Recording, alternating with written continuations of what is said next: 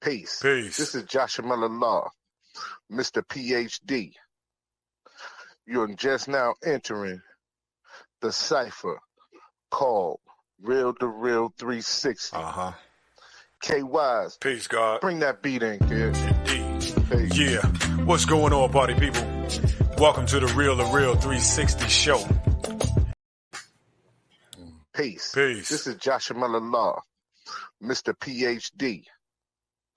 You're just now entering the cipher called real2reel360.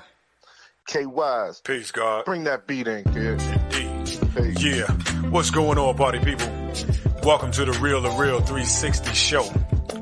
Let's get it in. We do the knowledge and wisdom so you can understand. Real360 shows in full command. We changing the game for how it all was taught. From bondage to freedom to an independent thought. Yo, the show is here to bring about a change for real. To lighten everyone so we all know the deal. 360 degrees is a fact. We created the show to give our love back to our communities so we can know what's going on and give them the support from knowledge to born. So if you're ready to learn, then it's time to go. Sit back and relax and enjoy your show. Peace.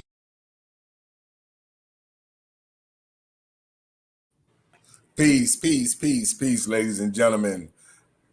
Welcome back to another episode of real2reel360. I am your host today, Joshua Miller Law. My co-host, K-Wise, is off. He'll be back in a few.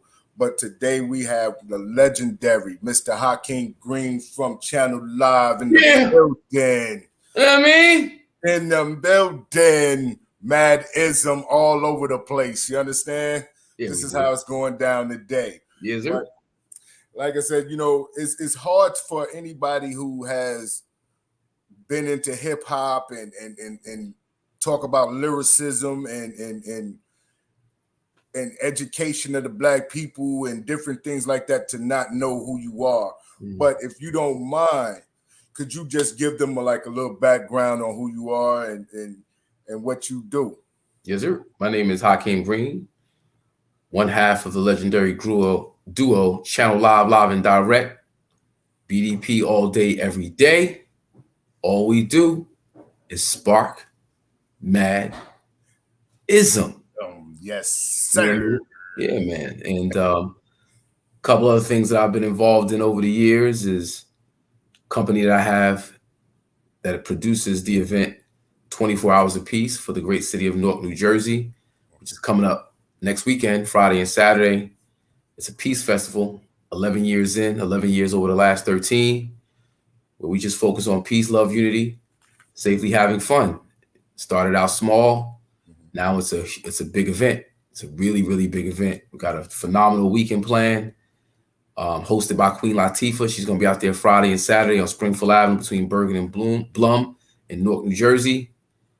Got Fabulous, we got Rowdy Rebel, CL Smooth, myself, Mr. C, Faith Evans, DJ Qua, Fabio Foreign, Too Rare, G Herbo, and some of Newark's finest, greatest local talent, just all coming to push peace, love, unity, safely having fun.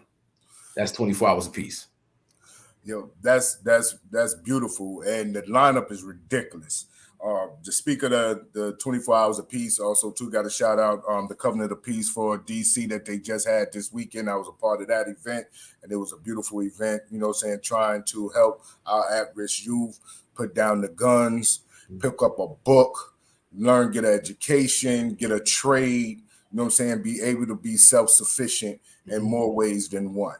But also too, I want to start out and let people know that originally you wasn't a part of BDP. Channel Live had 2-3 records prior to meeting Chris. And could you speak to that experience, you know what I'm saying, prior to being a part of BDP? Yeah, so I was a school teacher from 1990 to 94 in East Orange, New Jersey, taught social studies and science, you know, while I was, you know, in the studio on the weekends trying to put together my demo. I was teaching the babies science and social studies and science. And I started an after school program with some friends of mine called Act Now, African Children of Tomorrow Now. And part of this program, we would take the students to see, you know, just important historians, lecturers, Afrocentric brothers and sisters who just, you know, Dr. John Henry Clark, Ivan Van Sertima, Dr. Ben, you know, just you had these study groups in Newark and New York City. We hit the study groups, you know, we was building, we was out there carrying the culture, making sure the culture remained alive and vibrant, you know, coming up under KRS-One and BDP, Chuck D, Public Enemy, X-Clan, you know, Poor Righteous Teachers, Brand Nubian, you know, all these legendary hip hop groups, rappers was knowledge, wisdom, understanding, you know, Black Power, you know what I mean? Like that was the thing. And I was knee deep in it. And we noticed that we didn't really get that in the school system. So we created this after school program to address a lot of the things that we missed coming up. And we took the students to KRS's lectures when he was doing Human Education Against Lies as a lecture tour. Everybody know the Heal movement as a record. Peace to the gods, peace to the God. Do Barnum, peace to the G.O.D. Yes, sir. When Chris was doing Human Education Against Lies as a lecture tour, you know, I would take my students to go see him. You know, he didn't know me. I didn't know, you know, I knew who he was, but we didn't know each other. We hadn't established that relationship. But I would always have something to say, a question to ask, something to add on at the end of his lectures. He got used to seeing my face. Came to Montclair State College when I was, I and myself and Tuffy were attending at that time. And when he saw me in the building, he recognized me and was like, yo, I want you to come backstage after the lecture. I want you to be a part of something. So I go backstage after the lecture and he said, yo, I know you're a school teacher. I've been, you know, trying to find you. You know, how do you feel about opening up my Human Education Against Lies lecture tours? KRS-One and Dr. Leonard Jeffries. And he wanted me to come in and kind of just address the system from being on the inside as a school teacher. So I opened up a couple lectures for him, and this is before he knew I was a rapper, and I had a demo, and I was trying to, you know what I mean? Yeah. So after following him around for about, you know, 6, 7, 8 months, something like that, finally hit him off with the demo, and it still took him some time to really call back, you know, when he was ready to kind of focus on another group and develop another group, and you know, so that's kind of that's how the door got open as an MC. With knowledge, wisdom, understanding. That's what it was about. And got with him, and it was crazy. I was at home, Park Avenue, 556 Park Avenue, East Orange, New Jersey, and the phone on the wall rings. You know, the phone with the cord on it. Phone rings. I pick up the phone with the cord on the wall, and I hear, "Good evening. This is KRS-One. I'm looking for Hakim Green. This is Hakim, Mr. Green. I'm sitting here at D&D Studios, just going over some tracks, and I was wondering if you and your partner Tuffy would like to meet me at D&D and maybe record. Man, pew! Fast and hurry. Don't worry. Flavor vision ain't blurry." And yeah, and that kind of kicked it all off for us.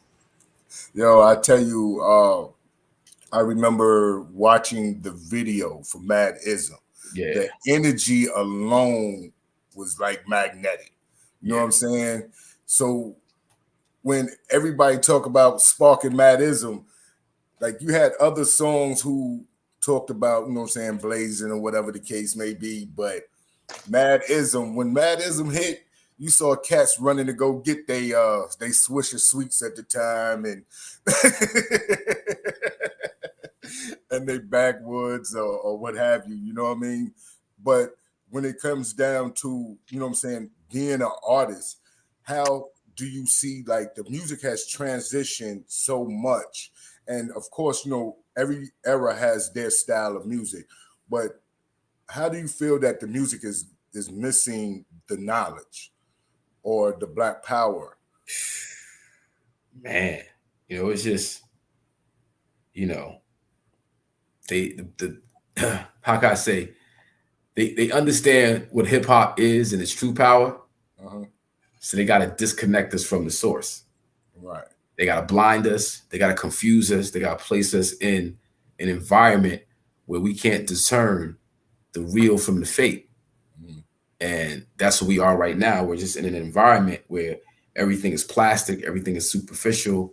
Let me not say everything, because there is some stuff out there that's actually really, really good. It's some, younger MCs out there that's carrying the true tradition, spitting those bars and carrying the knowledge with them. So I ain't gonna say everybody's like that, but the commercial aspect of the game right now is, the purpose is to keep us away from the source, keep us disconnected, because they understand the real power. And if we're being bombarded, inundated with, nigga this, nigga that, bitch this, bitch that, I shoot you.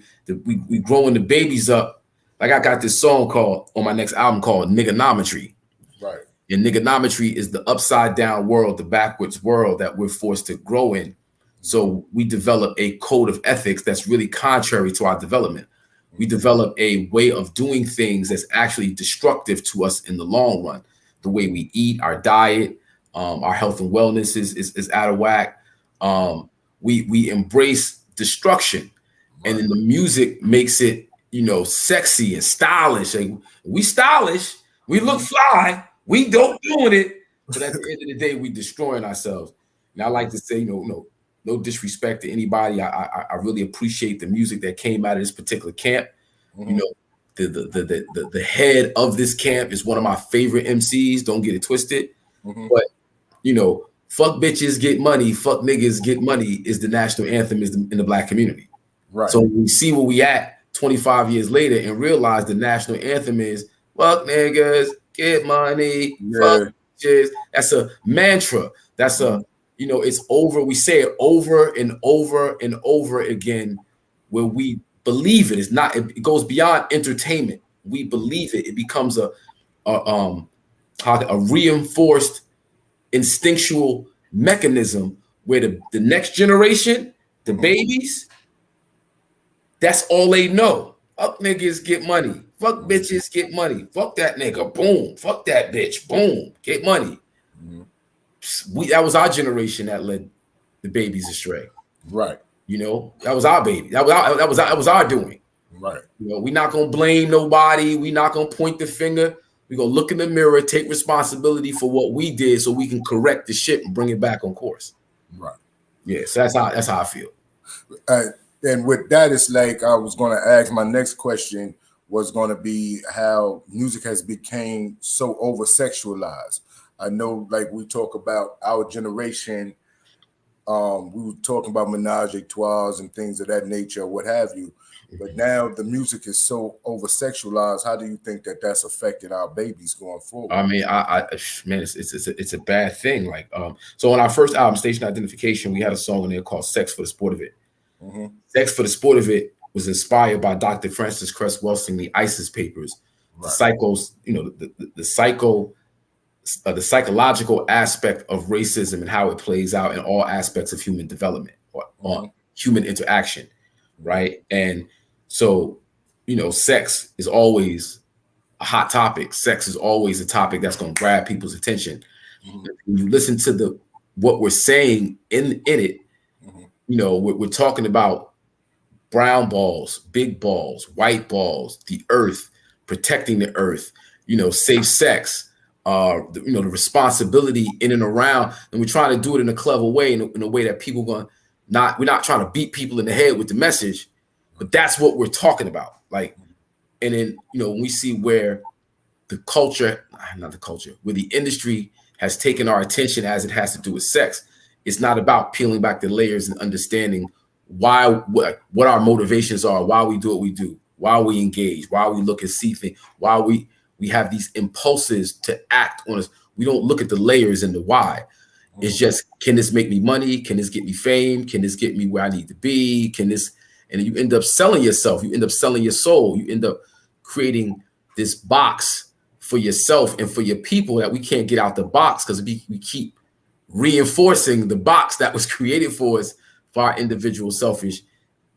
So they got us because sex is how we got here. Sex is powerful. Sex is the sexual force creates life. The sexual force keeps us going. Sexual force puts us at war. The sexual force motivates us to get money, the sexual force. So they know if we can keep these guys on a sexual vibration, we can lead them to destruction. Because as much as sex brings life, sex can also destroy life. Right. And, you know, we got to be real careful about how we, especially the babies, like what we teach the babies and how they deal with sex. Like sexual dysfunction is one of our major problems as a people, you know, from, you know, rape and incest, just the games that we play as teenagers and before teenagers, the truth, dare, consequences, 64, catch a girl, kiss a girl, like all these little games we play as children.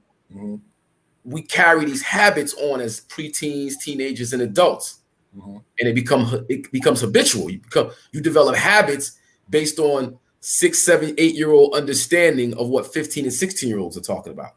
Like you're in the park, you in the hood, you in the corner, you in the block, you in the stoop, you 8, 9 years old. You trying to catch what the 15 and 16-year-olds are doing and saying, because they've got your imagination captured. Like when you 8, 9, 10 years old, the 15 and the 16-year-olds, those are the OGs.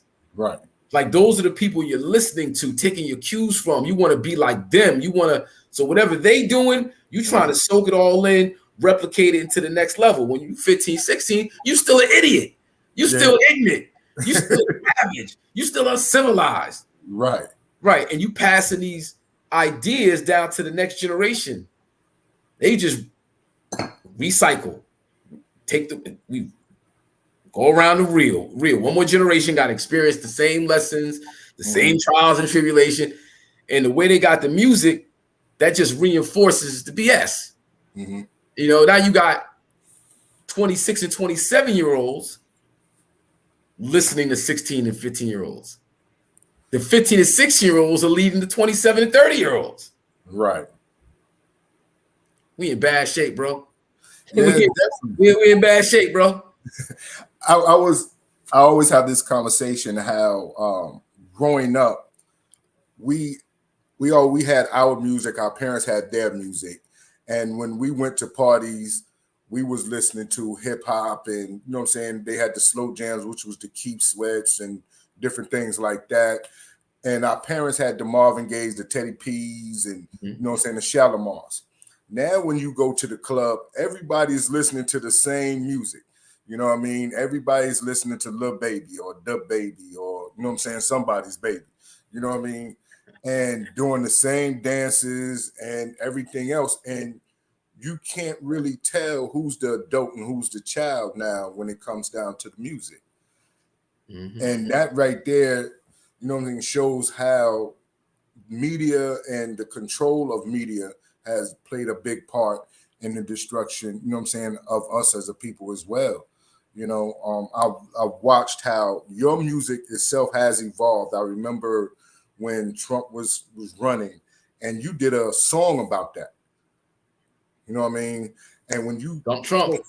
That's it. And had t-shirts. Big shout out to my son. My son, yes, sir. And it's like any artist who is conscious of what's going on today have to go underground or independent and push, you know what I'm saying, himself, you know what I'm saying, out there, because they're trying to hide the truth.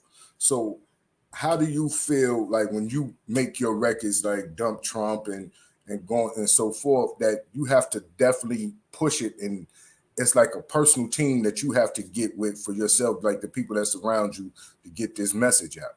Yeah. I actually embrace it. I love it. I have a way to put my music out independently. I get to decide when I drop my music. I get to decide what I talk about, what I don't want to talk about. I don't have to conform to anybody's idea of who I am to be. And I'm not, you know, looking for mass appeal or mass acceptance. My message is very pointed to a certain people who gonna get it. And then, you know, as they get it and share the message to others, then that's how my message will grow.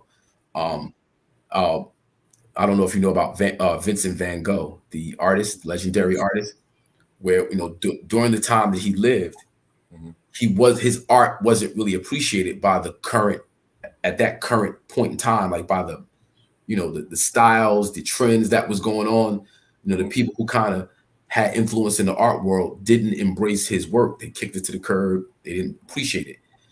70 years after his death, he was recognized as one of the greatest artists to ever have lived. Right. So it took society to go through their own trials and tribulations, learn from their own mistakes, grow. Generations later can sit back and do the knowledge on time and art and how the art reflects the time. And they go, man, look at this artist here. He was saying all this stuff. He was addressing all these issues. If you listen to his art, if you listen to his music, if you see his art, if you look at his art, and you see all these different influences of what was going on in the time period, that the people at the time were so dumbed down, they couldn't even conceptualize what he was actually saying. It be like that sometimes. Sometimes, you know, you quote unquote ahead of your times, so to speak, but not really. It's you know, I'm put in a place where my music's going to be the catalyst for people to. My music is going to be when I look at 24 Hours of Peace, and that started in 2010, and me pushing peace, love, unity, safety, having fun, using the event as a branding, marketing mechanism for peace, love, unity, safety, having fun, the need for it. When I look at my music all through the 2000s and the 90s and how conscious it was, and then when I see a Jay-Z make a turn, make a pivot, when I see a Jay-Z do a lot of the things that he's doing, it's like, man, I was doing that. That's because Jay-Z was watching me. Right. Not just me, but me, a bunch of folks that he was watching, he was paying attention to, he was listening, he was inspired by. He was like, oh man, I need to switch my thing up. Maybe I need to try this and try that. Not just me, it's a bunch of folks out there who've been pushing the envelope, but I'm definitely one of them. And with this next project, Aubrey, and produced by Ron Lawrence, people gonna see just how thorough my message is, the bars, the tracks, the way I present it, the double entendre, just the whole shit. You're gonna see it, and it's gonna be like, damn. But this is what I've been doing for 25, 30 years. This ain't brand new for me. I was just catching up. Right. So, like, how do you see, like, you spoke about Jay for a second. How do you see, like, some artists wait to get their money first, then they utilize their money to try to help the community after the fact, and then they start making a point of shining light on certain things. But prior to, they are talking about, you know what I'm saying, get money, fuck bitches, this, that, and the third. Everybody has to grow and mature, and everybody grows and matures at their own time. Everybody has to be given the time to develop as a human being. If you look at, you know, the analogy is, you look at Malcolm X when he was Detroit Red. He was Detroit Red. Yeah. And he was called the devil. He was one of the baddest gangsters in the streets. You know, and then he goes to jail and he makes his transformation while he's locked up. You know, gets introduced to the Nation of Islam. And even within the Nation of Islam, as he's developing, he's constantly changing and evolving, and his message is changing, and the principles he stands on changes and develops and grows, and everybody has to be given that time, right? I totally get that. And if you can, you know, grow through the underworld and get to a point where you have understanding, you flip the script, you got this money, and you're able to, you know, clean your money up and get your money to do, like, you know, what Jay-Z is doing is like 1 in a million. You know what I mean? Like, it's 1 in a billion. Like, not everybody can do what he does, not just as an MC, not just as a businessman, but as an activist, being able to do a lot of, social justice programming, and just do things to help raise the bar in that level, on that level. That's one person. Right. Think about all the other jokers who died, got locked up, got other people around them locked up before they could make the transformation, before they could make the change, before they could, like, Jay is very blessed to be able to make the change, to get married and have daughters and be like, wow, everybody goes there. Big didn't get there. Pac didn't get there. A lot of rappers that got shot and murdered. Him and Nas was beefing real heavy. That could have went left. That could have been something else. That didn't allow him to make the change. Didn't allow. So, you know, it's like, you know, people go, yeah, but he had to get the money for. I put up a post earlier today. I said,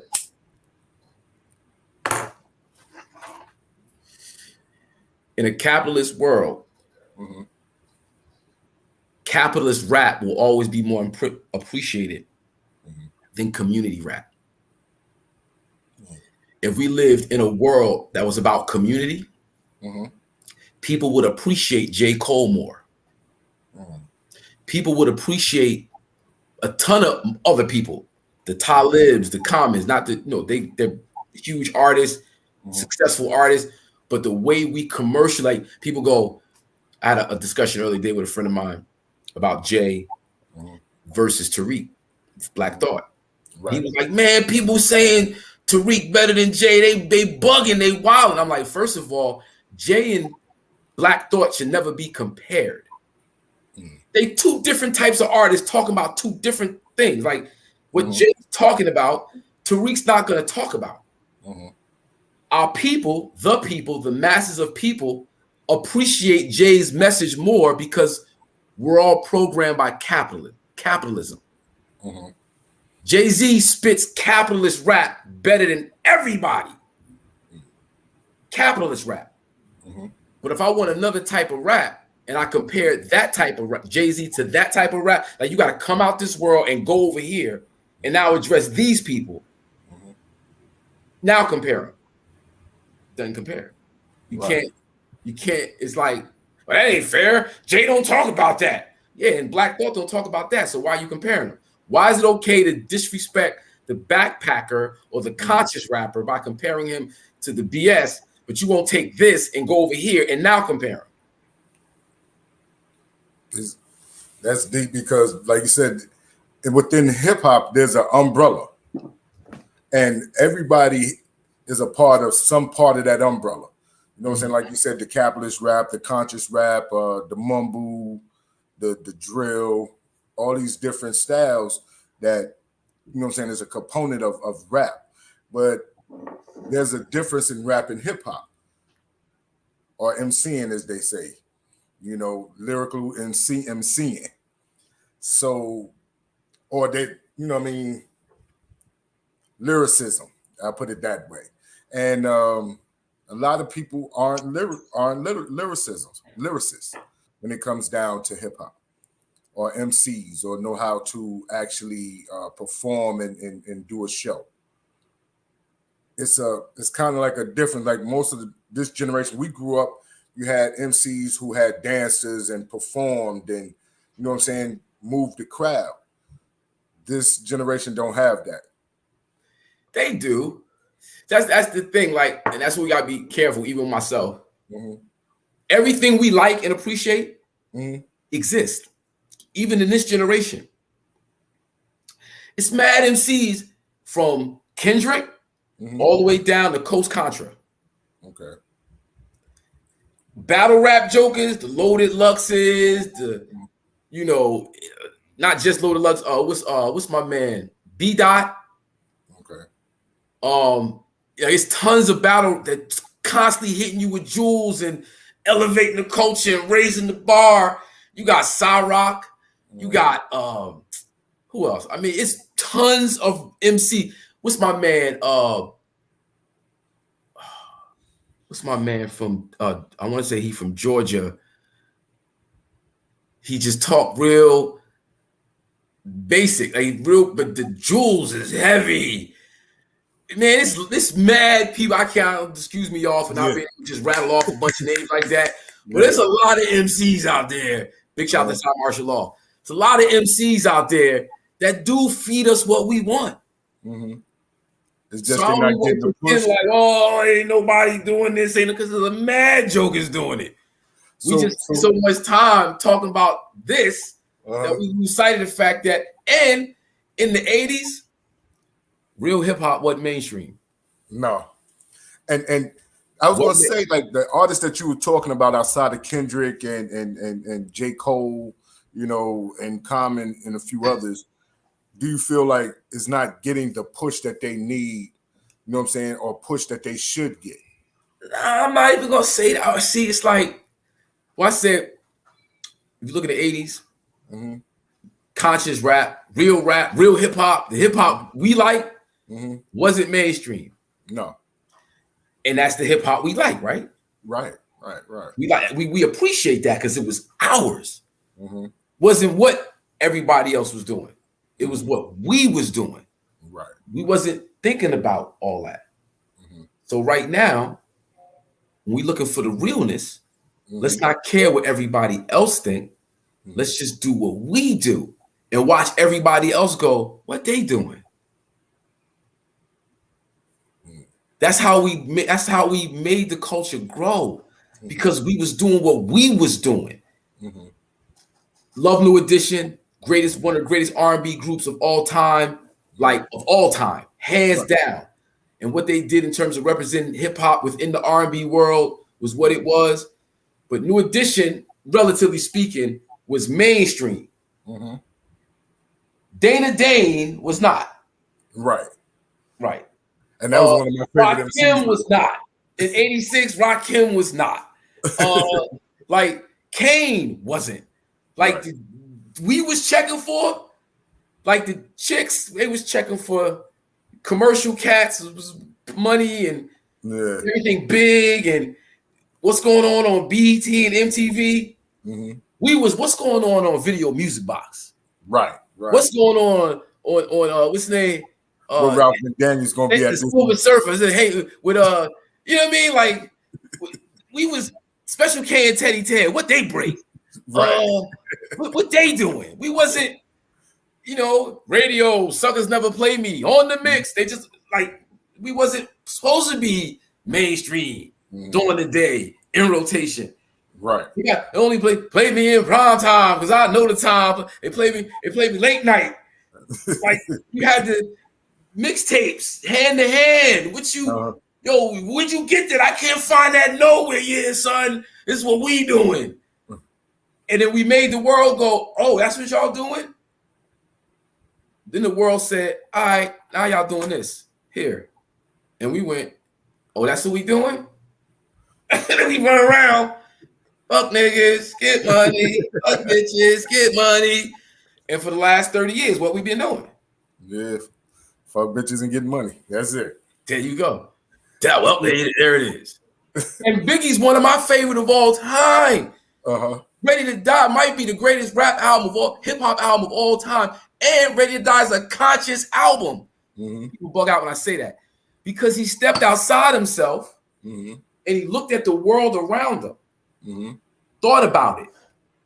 By the end of the album, he's self-reflective. Like, I'm a piece of shit. I feel like killing myself. Man, I'm a dishonorable, disloyal, untrustworthy, boo, boo, boo, boo. I ain't shit. I want to be, so life after death was him going, I can't be that dude no more. I got to change and grow. So life after, this is where his dude is ready to die. This dude wanted to live. But because the God exists in the word before, he said, before it was the word, and the word was God, the word was good. The word was in the beginning was the word. In the beginning was the what? Was the word. Was the word. Then the word became flesh. And then the word became flesh. Hey, fuck bitches, get money. That's what we want to do. That's the real. So, like, we was coming up, the college radio stations played a big part in our hip hop culture. Like, we would stay up late night for that hour or 2 hours or whatever the case may be to listen to hip hop. How much do you think that it was really influencing everything, brother? Yeah, I do a interview show, Madism TV and Madism Sports. But Madism TV, that's one of my major questions. College radio. When I have somebody that's a hip hop or record label, or how important is because college radio was super, super important. College radio helped us get audiences that wasn't in the hood, because different people from different walks of life go to college. You got the college parties, the college DJs, college radio. It's a way to get you. You don't have to pay for play. You don't have to have a major record label behind you pushing you. It could be something like the Protect Your Neck record. Ooh, I heard that for the first time at a college party. Rutgers University, 1993, at a college party, bro. And it blew my it blew my mind. It was changed. Like hip hop, the page turned at a college party. So Madism, thank you, college radio, to Gavin. What other? NYU. Yeah, EAU and all that others. All the college networks. What are you, Hunter College Radio. What's up in Harlem? City College Radio. Rutgers, of course. My own Montclair State, where I went. Our first tours was college tours, you know. And in terms of like when people ask me who my favorite MCs are, college has a lot to do. Like when I was 18, going off to college, it's like that transition from boy to man, from being up under your parents' house, your mom's house, going now you're truly on your own. You gotta make your own way. You gotta find your own way, and you still learn and educate yourself. What have you? Right? College and who I was listening to: K, Chris, Slick Rick, Cool G Rap, Rakim, Chuck D, you know, LL. Like that right there, 1985, 6, 7, 8, 9, 90, 91, 92. That right there, EPMD. Yeah. You know what I mean? Like, Yeah. you know, like, right, like that part of your life is so important that whoever's rocking at that part of your life, probably gonna be your favorite. I tell you, like, you know, growing up in LI, you know, EPMD coming out, Rakim coming out, and then, you know what I'm saying, with Chuck and all of them. Chuck alone influenced my whole area. You know what I'm saying? With him, Griff, they just the consciousness. And knowing Griff prior to Public Enemy, he's always been like a library. So he pushed the knowledge to us. You know what I'm saying? Everybody that he was around, and plus he was the sensei. He was the karate instructor. So if you didn't get the books, he was gonna wheel kick you. So that was, you know, that's what it was. But when you talk about the influence of the music, your greatest influence, you know what I'm saying, for your music, who would you say that is?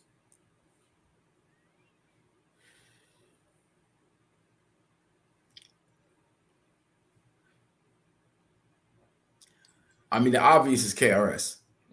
That's the obvious. But I'm gonna say honestly, the culture itself. Okay. Like it's looking at everybody, right? And getting my perspective and how I look at things and how I want to say things, how I want to approach things. Right. Comes from looking at the quote unquote culture. I mean, MC wise, I would say Chuck, Chris, Brother J, Kane, Ra, like those MCs I named before. So in my opinion, LL, Chris, Kane, Rakim, Coogee Rap, Slick Rick. Everybody since them is a version of them or a combination of them. So like I'm not talking about the MCs that came out before them, because of course they were influenced by the MCs before them. Right. No doubt.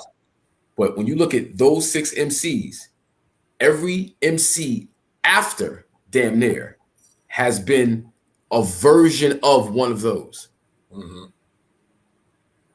NWA is BDP meets Public Enemy. Criminal Minded. Right.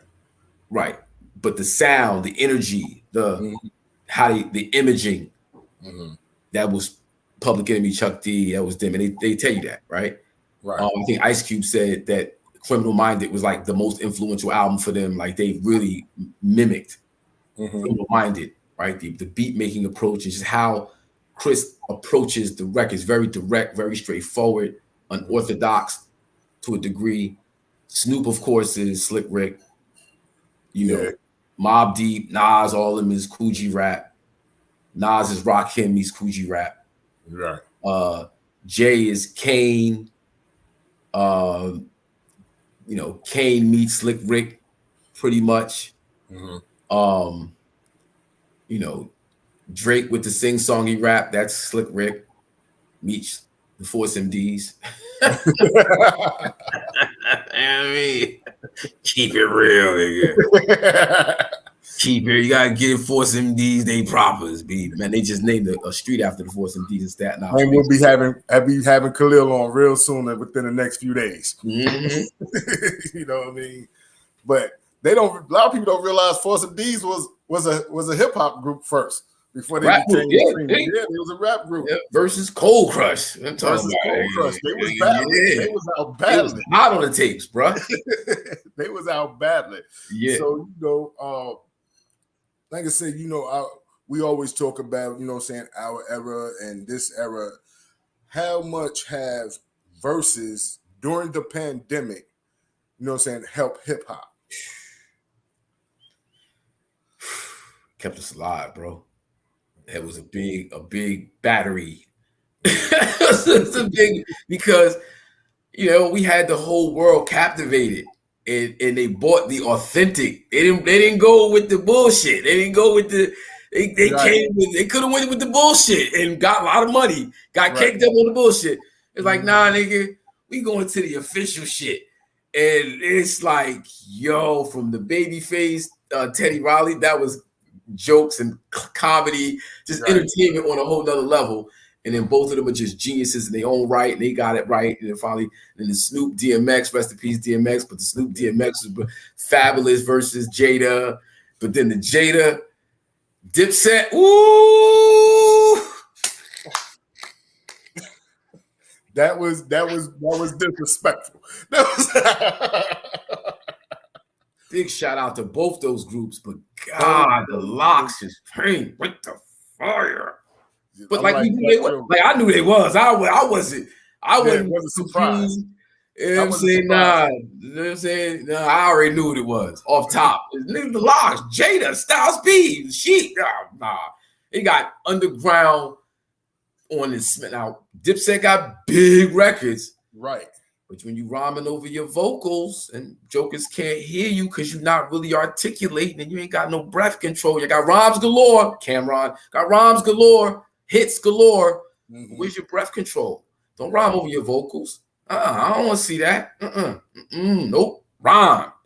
And the Locks showed their artistry. You know what I'm saying? They showed their skills.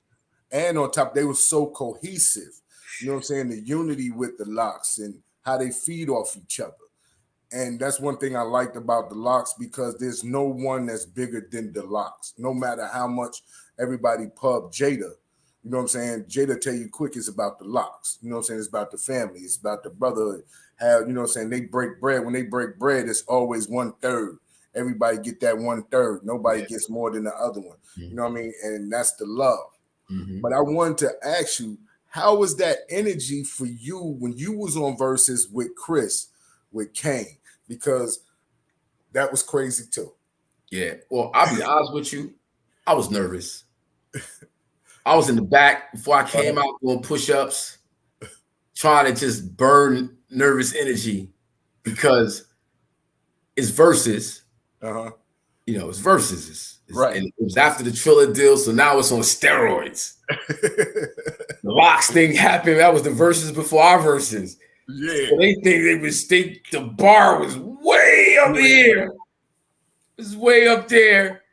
And then nobody sees me perform. Maybe people see me, but you don't see me perform. So it's like, you know, you on stage with Kane and Chris, two of my favorite MCs of all time. And they just destroyed it before we get to Madism. Like, it was already destroyed. Right. And then I didn't know, like, the way Capri was throwing the records on, I didn't know whether they was going to get to Madism or not. And then Capri was like, Chris, baby, you forgot something. Oh, throw that on. Boom. You see me run out. I was so amped up. But, you know, we do what we do. Yeah. We do what we do. Yo, it was crazy. And, you know the love between Chris and Kane. Everybody know that's well documented. You know what I'm saying? But when both of them gentlemen was on that stage, Chris was about that business. You know what I'm saying? and he let it be known he was about that business. Were you in the building? I watched it. You watched it. You saw it. Because like Chris had a strategy, right? And Chris's strategy was, he got mad hits. He got anthems, anthem after anthem after anthem after anthem after anthem. Now, Kane got joints, no doubt, but he doesn't have the amount of hits that Chris has. Chris is still making records constant. He has not stopped making records. Right. He hasn't taken the time off. Right. So Chris is thinking, I'm gonna let the audience sing along and do my parts with me. Right? So he's not rhyming.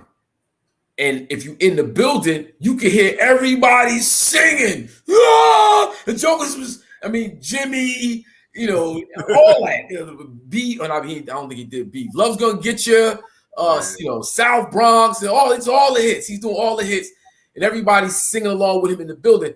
But if you watch it on TV, that's not the effect you got. And a lot of people were going, it looked like Chris lost his breath and he wasn't rhyming along with he wasn't saying verses.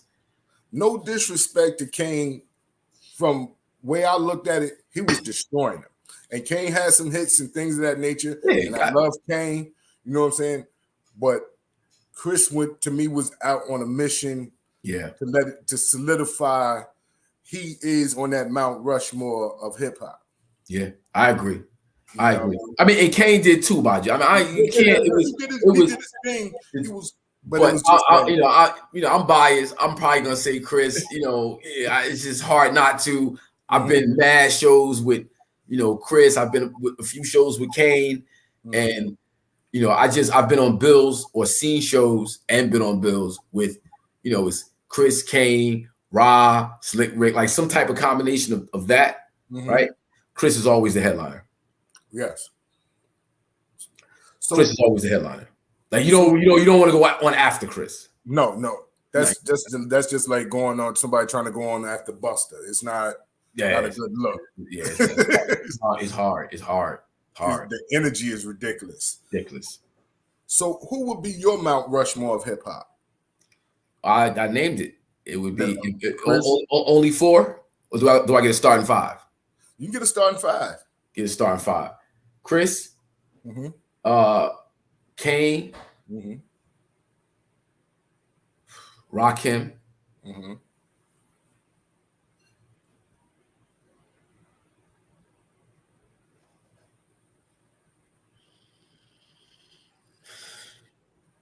ready? Right. Jay-Z, Snoop. Whoa, Snoop? Snoop's, like, his longevity, his relevance. MC is move the crowd, mic control, master of ceremony. I watched him MC the Roy Jones Mike Tyson fight, right, with a drink in his hand, smoking the best weed on the planet, which in and out between Snoop the rapper, Snoop the boxing aficionado, Snoop the political analysis, Snoop the comedian, right, Snoop the straight man. Like he bounced in between all these different personalities and then performed. Like it takes a special type of mindset to be able to wield all those things. I watched Snoop perform at this halftime Super Bowl show. Not curse one time. No. Didn't mess up one rhyme. Didn't mess up one rhyme. Like, I've seen him go a cappella for days, a cappella off the head. He got hits that spanned almost 30 years, bro. Really? Almost 30 years. Really? Some of the biggest records in the world, like ever. Like the controversies he's been in and out of, still maintaining his performance shit. Hold on one second, bro. I'm sorry. No worries. Ladies bro, and gentlemen, I'm doing an interview right now. I'll call you right back. it's a privilege you are getting right now. You're getting Hakim Green from Channel Live, BDP affiliate right here. You know what I'm saying? Giving up the real, and it's always the madism. You know what I mean? Yeah, so that would be my five. That would be my five. And I wanted to say Biggie. I mean, at this point, you can't front on Drake. Right. Can't front on Drake. You try. I tried for years. This dude is he. I mean, you know, other people writing this stuff, and I get all that. I got all that. But when you talk about the ear and understanding who your market is and how to touch the market and what people want to respond to, and he never loses. Like, he always wins. You know, I'm not a fan of the niggas' music like that. I don't listen to Drake like that. But I can't let my personal opinion, I just can't. You got to respect it. He's able to do this for so long. You got to respect it. Got to. Man, how do you feel about individuals having ghostwriters? I don't mind. I think, if you're creating a song, if you can make a great song that resonates, make a great song that resonates. But if I'm comparing you to my top MCs now, if it's nothing but ghostwriters, I can't put you in there. Right. Like, if you got a song here, song there, like Jay-Z coming in writing Still Dre for Dre and Snoop. Right. That's one song. That does not take away from the catalog that is Snoop Dogg. That one song. It's a hit record. It's a great record. Like, Snoop and Dre sound great on it. Jay-Z wrote it. It's a great song. Great for him. It doesn't take away from Snoop, his career as an MC, artist, rapper. I've seen him do too much outside of that one song. You can't blemish that. So again, ghostwriting, I'm not mad at it if it's about the song, but if your whole career is based on other people writing your stuff, then I can't include you in the, top MC, Mount Rushmore. I can't do that. Yeah. Now, that's something I think that's been a hot topic lately, but also too, what's been a hot topic is they say that Rakim changed the game when he came in, because when his rap style alone changed the game from, the way Melly Mel and everybody was rhyming to facts. It's people who come and they turn the page. Kim turned the page. Okay. He turned the page. Yeah. Because I was listening to another interview and they was talking about how, everything was the hip hop, you know what I mean? And and things of that nature for his Melly Mel. And to me, one of the individuals who I grew up with and I think is one of the greatest MCs ever is Kool Moe. I was gonna tell you not to say it, and I was gonna tell you Kool Moe D. Yeah, for sure. You know what I mean? And to me, Kool Moe was hip hop. Was hip hop. Like, when you talking about an MC. And then when Rock came along, you know what I'm saying, of course he changed, he changed he gave a new style of hip hop, you know what I'm saying, of rhyming, of lyricism. And then of course, L always did his thing. But to me, Kool Moe D was, I still bump to this day. Yeah, I think LL spanked him though. Yeah. LL spanked him, Ice-T, and Hammer. Yeah. Oh yeah. Oh yeah. L win. and all three was quiet after. It was like, oh yeah. But you got that off. You got that off. When Shan went at him, I was hoping I could have got that Shan and LL battle back in the day. You know what I mean? That's when Shan was the hot, you know what I mean? I was looking for that. I'm be honest, I was looking for that. You know what I mean? Two Queens rappers going at it. I think that would have been a good one during that period in time when Shan was on fire. You know what I mean? It's Mr. Magic days. That's before Chris came out with South Bronx. Yeah, but just before we get there though, The Bridge is one of the greatest rap records of all time, hip hop records of all time. Yes, it is. And the way it came about was so organic, so natural. It wasn't supposed to be a record. It was really a rhyme at a block at the Queens Bridge party. At a party, Yeah. Queens Bridge party. Mm-hmm. And it just represents Queensbridge. You know, we look at the impact that Queensbridge has on hip hop music, right? And you think of the bridge being really just that first big joint, like that grabbed our attention where we was we stopped focusing on the Bronx and we focused on Queens. Right. Like that energy. You got to give Shan and Marley just so much love and respect for blessing the culture with that type of work. So big shout out to them. No doubt, no doubt. And I'm gonna tell you right now, man, my heart was broke when Chris came out with South Bronx because the bridge was my joint at the time. You know, I rocked with the, you know what I'm saying, the Left Me Lonely and everything else, Jane and all that other stuff. TJ Swan in the building. And when Chris came out with South Bronx, I was like, yo, why you do that? Why you do that? You know what I mean? But that was the era of hip hop and the competitiveness of hip hop. And you still have that as an MC. And I know you still have it. Any individual who holds the mic or pick up the mic still have that competitiveness, you know what I'm saying? And feel like they hard to beat on the mic. You know what I mean? So I respected, you know what I'm saying, what went on at that period in time. Yep. How do you feel like now, since we went through, a lot of people didn't go through the eras that you and I went through, the East-West eras and things of that nature, how individuals can come together now and make good music no matter where you're from. You know what I mean? I think it's a testament to what hip hop is as a culture. You know, when we do approach it the right way, it allows us to build, which is what it's really all about. You know, build and create something that's, you know, productive for our community and for our people and for ourselves.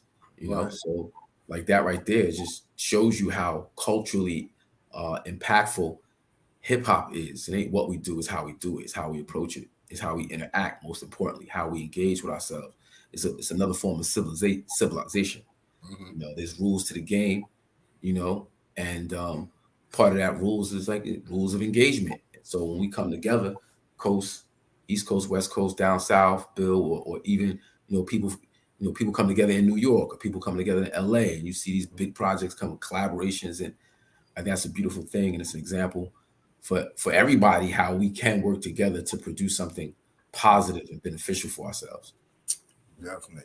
Well, we're getting close to almost the end, but I got rhymes. I know you do.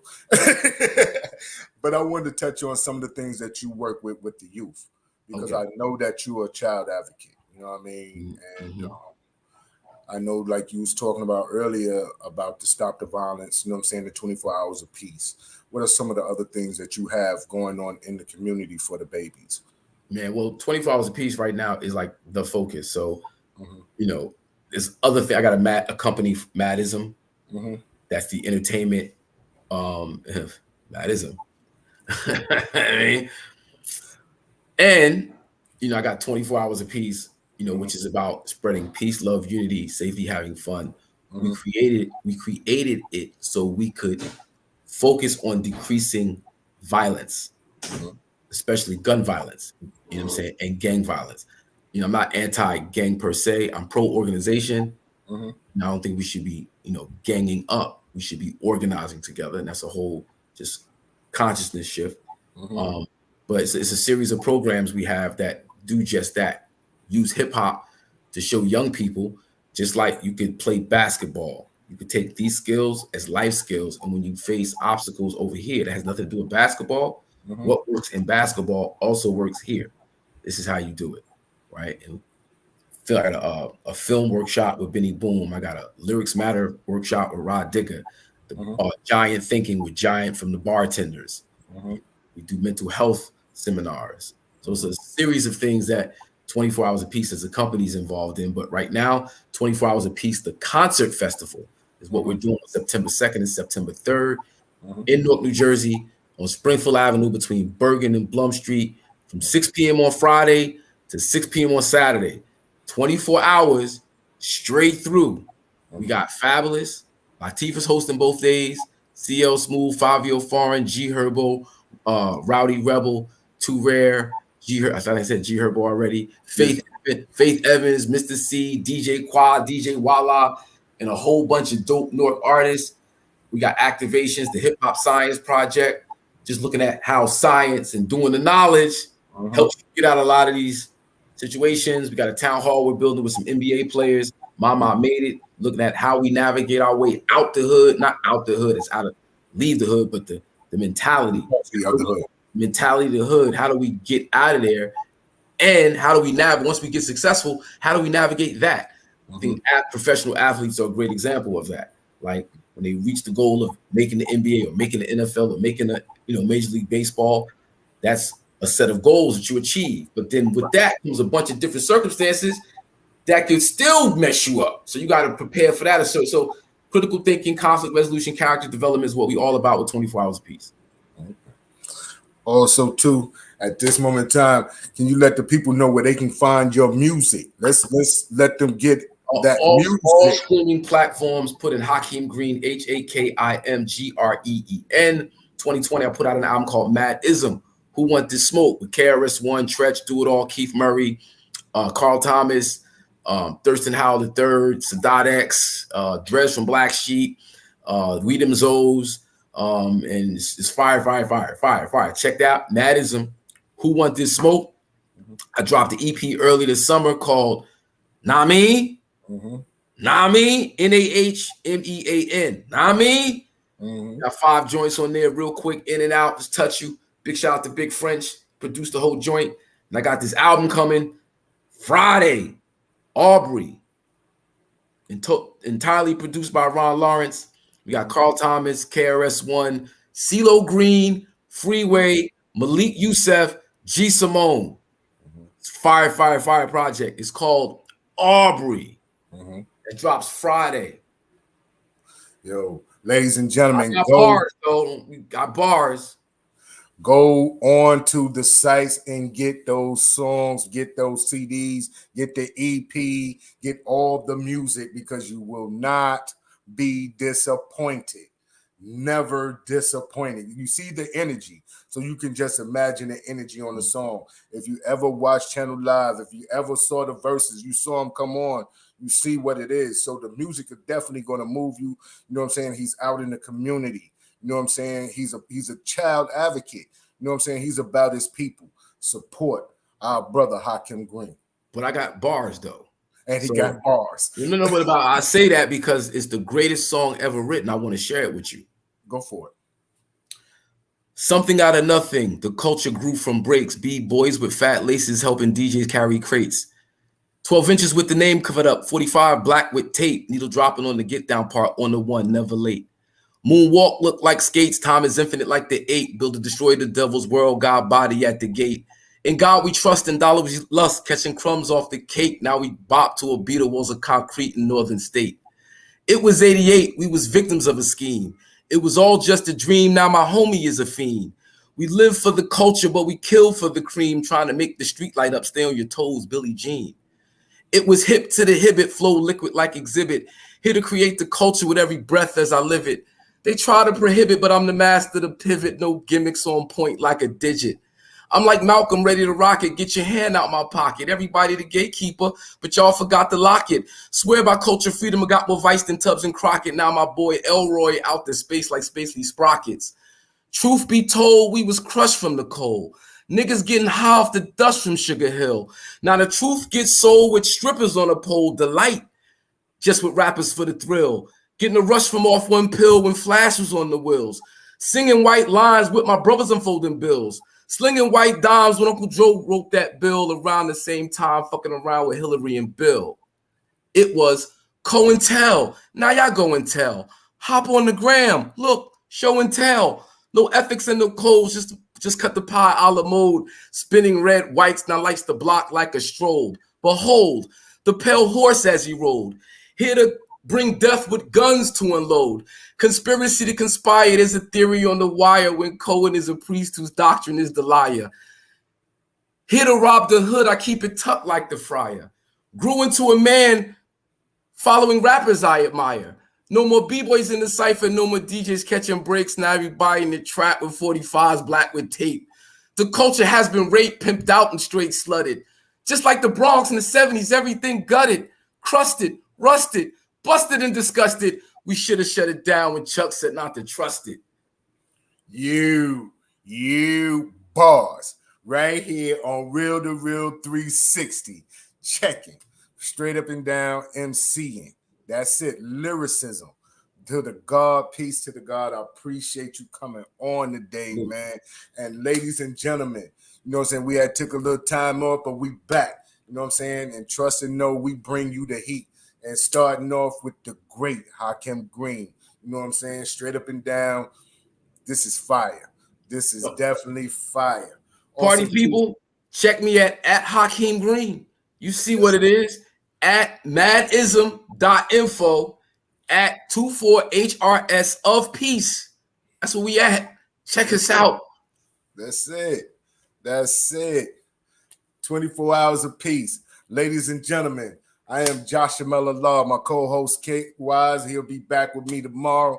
And I want to thank Hakim Green for coming on Real to Real 360. And God, give me like 2 minutes afterwards, and we're going to chop it up for a hot second. All right? Yes, sir. Yo, peace. We out of here. We out of here. We got to do it.